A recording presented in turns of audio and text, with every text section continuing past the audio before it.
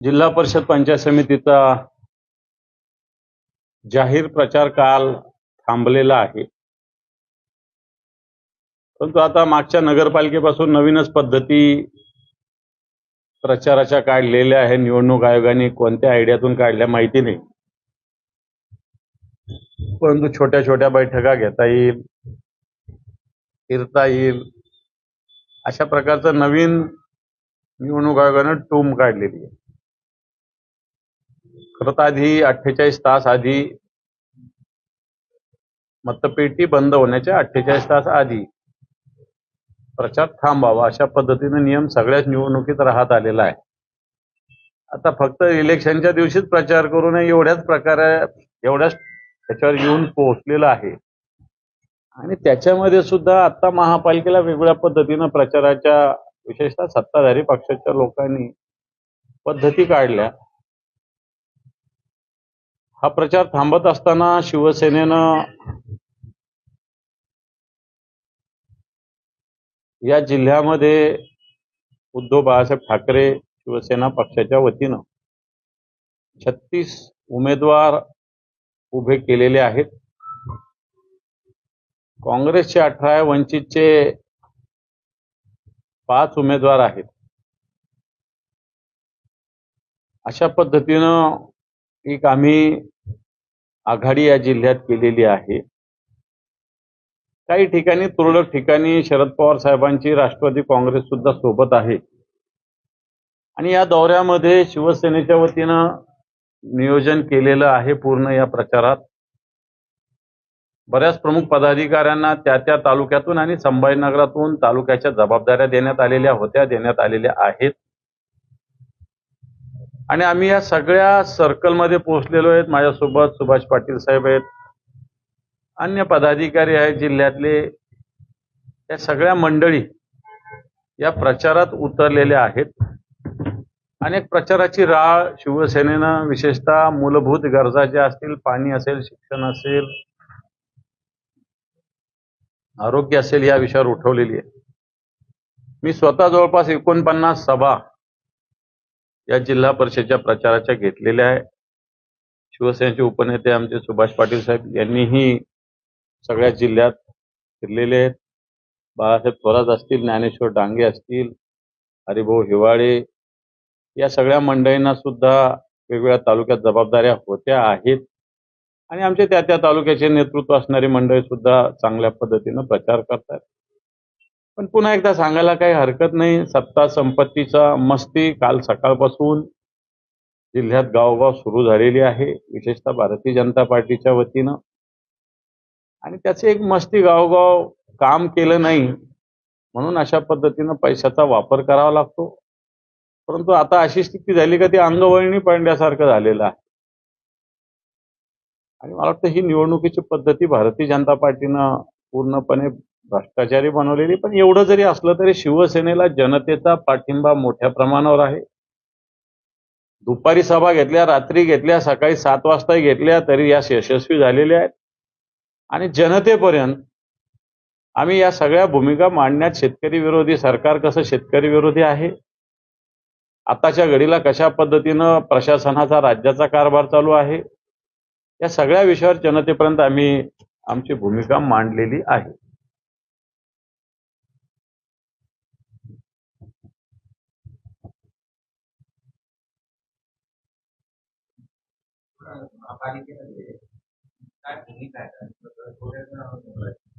होईल ना, याला 30 दिवसाचा वेळ आहे. महापालिकेत गट नोंदणीसाठी पूर्णपणे 30 दिवसाचा वेळ आहे. तर भारतीय जनता पार्टीची क्लिअर मेजॉरिटी आहे, त्याच्यामुळं फार याच्यात उगाच रिकाम्या गप्पा मारण्याला काही अर्थ नाही. भारतीय जनता पार्टीचं पूर्णपणे बहुमत आहे. त्याच्यामुळे नॅचरली महापौर, उपमहापौर सगळ्या जबाबदाऱ्या त्यांच्या पक्षाकडे जातील असं वाटतं. त्यामुळे याच्यात उगाच याला एक करून त्याला एक करून म्हणण्याला काही अर्थ नाही. त्यामुळं शिवसेना या भानगडीत जास्त काही पडलेली नाही.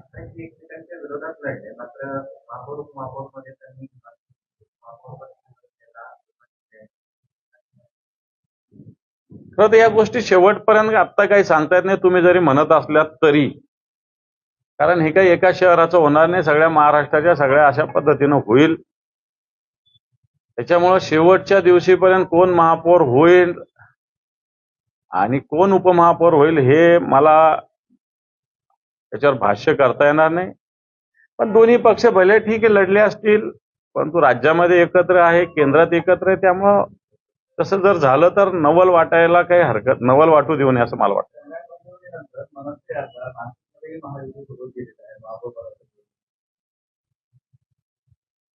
कल्याण डोंबिवलीत भारतीय जनता पार्टी आणि शिंदे गटांची मेजॉरिटी आहे. त्यामुळे कोण कोणाबरोबर जातो याला कोणताच अर्थ नाही. तसंच मला वाटतं नाशिकमध्ये तर भारतीय जनता पार्टीची एकाचीच पूर्णपणे मेजॉरिटी आहे. त्यामुळे कोण कोणाबरोबर जातो याला कोणताही अर्थ अशा ठिकाणी उरत नाही. मुंबई महापालिकेतही तुमचा फक्त एकच त्याप्रमाणे मनसे मुंबईमध्येही आमच्यासोबत येणार असा दावा होता. वाटतं राजसाहेबांनी परवा सुस्पष्टपणे बोललेले आहे या संदर्भात. शिवसेना तर लढते, शिवसेनेला तर लढायची सवय आहे, संघर्ष करण्याची सवय आहे. आता मान्य राजसाहेबांनी सुद्धा मुंबई महापालिकेविषयी भूमिका स्पष्ट केलेली आहे 2 दिवसापूर्वी.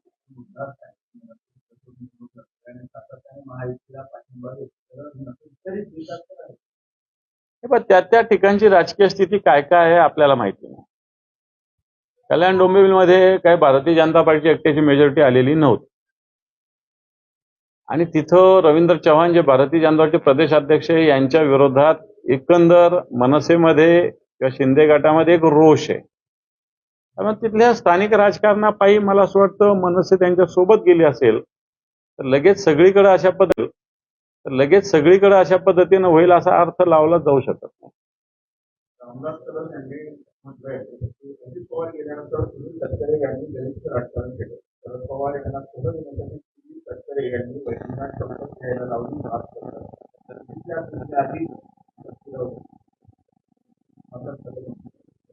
बऱ्याच दिवसांनी रामदास कदम खरं आणि योग्य बोलले असं मला वाटतं.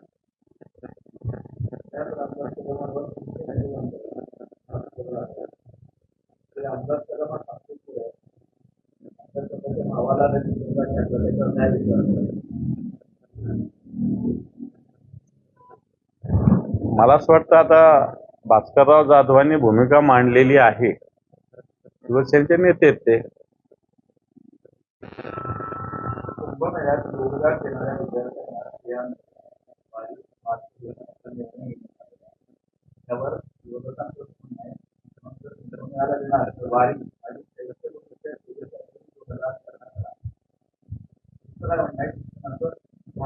खरं तर मला असं वाटतं शिक्षण हा स्वतंत्र विषय आहे आणि अशा पद्धतीनं सेवा करणं हा स्वतंत्र विषय आहे. शिक्षणामध्ये काही जर आता मी शिकलोच नाही, मी फक्त सेवा करत राहिलो जर मला गुणांकन देत बसलं तर मग शिक्षणाला अर्थ काय उरेल. त्यामुळे असं कोणत्याही याला असं गुणांकन देणं चुकीचं आहे. सेवा करणं हे त्याच्यावर अवलंबून आहे. ज्याला करायची त्यांनी करावी, भले कुंभमेळ्यात करावी, नाही तर वारीत करावी, नाही तर दीक्षाभूमीवर करावी. ज्याचा त्याचा तो मनाचा विषय आहे, त्याला काही कोणी कंपल्शन करू शकत नाही. परंतु अशी सेवा केली म्हणून गुणांकन वाढणं हे चुकीचं आहे, हे तर स्पष्ट बोलायला काहीच हरकत नाही.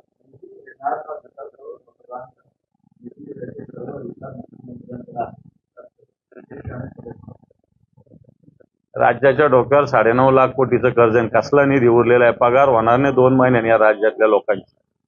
दर महिन्याला लाडकी बहिणी या त्या खात्यातून काढून घ्यावं लागतं. त्यामुळे कोणता निधी उरला? त्यामुळे या बोलण्याला कोणता अर्थ आहे?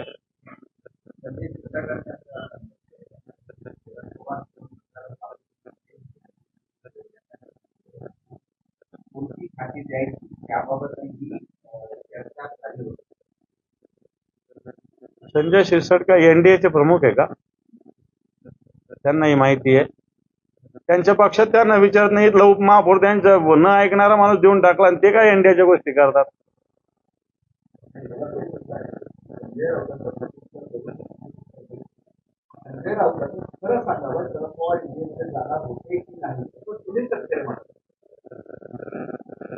शरद पवार यांचा स्वतंत्र राजकीय पक्ष आहे.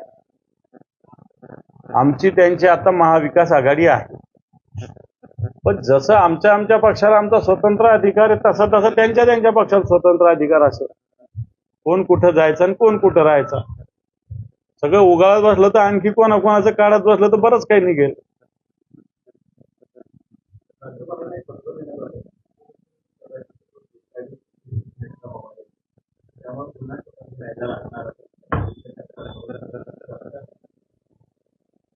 याच्या आधी तशा शपथ घेतलेल्या आहे. खरं तर उपमुख्यमंत्री पद हे कुठंच संविधानात नाही, घटनेत नाही, नियमात नाही. उपमुख्यमंत्री म्हणजे कॅबिनेट मिनिस्टर. याच्यावरती मिनिस्टर, कॅबिनेट काय एखादा राज्यमंत्री सुद्धा उपमुख्यमंत्री होऊ शकतो जर करायचं ठरलं तर. परंतु उपमुख्यमंत्री नावाचं कोणतंही पद नाही, संवैधानिक पद नाही, हे सत्य आहे. आपल्या इथं याची केस एकदा झाली होती. एक प्राध्यापक जाधव म्हणून होते देवगिरी कॉलेजचे. त्यांनी गोपीनाथ मुंडे जेव्हा 1995ला अशा पद्धतीनं उपमुख्यमंत्री काम करत होते त्यावेळेस ते देवगिरी कॉलेजचे प्राध्यापक आहे. त्यांनी सर्वोच्च हायकोर्टात ते गेले होते आणि त्यावेळेस हायकोर्टाने निकाल दिला होता की उपमुख्यमंत्री पद अशा पद्धतीनं संविधानिक नाहीच आहे.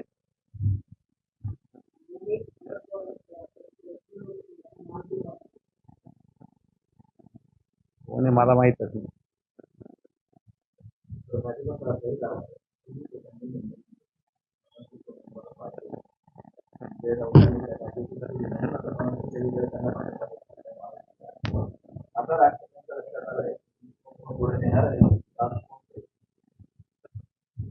या गोष्टीला कोणी तळस्थानी बोलण्यात काही अर्थ नाही. उद्धव साहेब आणि राजसाहेब यांनी मराठीच्या मुद्द्यावर एकत्र झाले. मराठीच्या मुद्द्यावर मुंबई एकवटली. मराठीच्या मुद्द्यावर मतदान झालेलं आहे. तेव्हा कोणी कोणाच्या विरोधात केलं असं म्हणण्याला कोणताही अर्थ नाही. मतदान मनसेने मोठ्या प्रमाणावर घेतलेलं आहे, शिवसेनेने मोठ्या प्रमाणावर घेतलेलं आहे. ठीक आहे, काही जागा तांत्रिक नियोजन या सगळ्या कारणाने जवळपास 10, 15, 20 जागा थोड्या मतांनी गेलेल्या आहेत.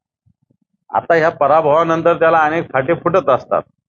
परंतु हेच जर जिंकलं असतं तर पुन्हा म्हटले असते की बघा राजसाहेब आणि उद्धवसाहेब एकत्र झाल्यामुळं या सगळ्या गोष्टी झाल्या. त्यामुळे आता निवडणुकीनंतरच्या कवित्वाला कोणताही अर्थ आहे असं आम्हाला वाटत नाही.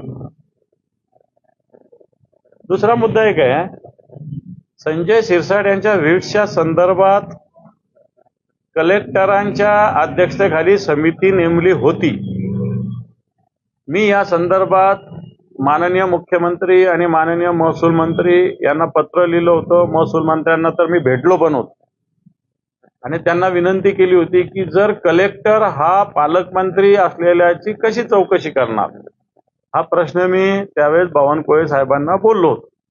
तसं मी लिखित स्वरूपात पत्र सुद्धा सरकारला लिहिलेलं, महसुलाच्या सचिवाला लिहिलेलं, राज्याच्या मुख्य सचिवाला लिहिलेलं. माजी न्यायमूर्ती किंवा त्रयस्थ अधिकारी जो कलेक्टर नसेल आणि संभाजीनगरचा नसेल अशा अधिकाऱ्याला नेमा, अशा प्रकारे मागणी केली होती. आता या मागणी राज्य सरकारने मंजूर केलेली मला माहिती मिळालेली आहे आणि आता कलेक्टरांच्या ऐवजी विभागीय आयुक्त या व्हीट्सच्या प्रकरणाची चौकशी करणार आहे. मला असं वाटतं निश्चित ही चौकशी जर अशा निष्पक्षपातीपणे झाली तर निश्चित याच्यात कोणाचा दोष समोर येईल. 1-2 अधिकारी तर निश्चित याच्यात सस्पेंड करावे लागतील.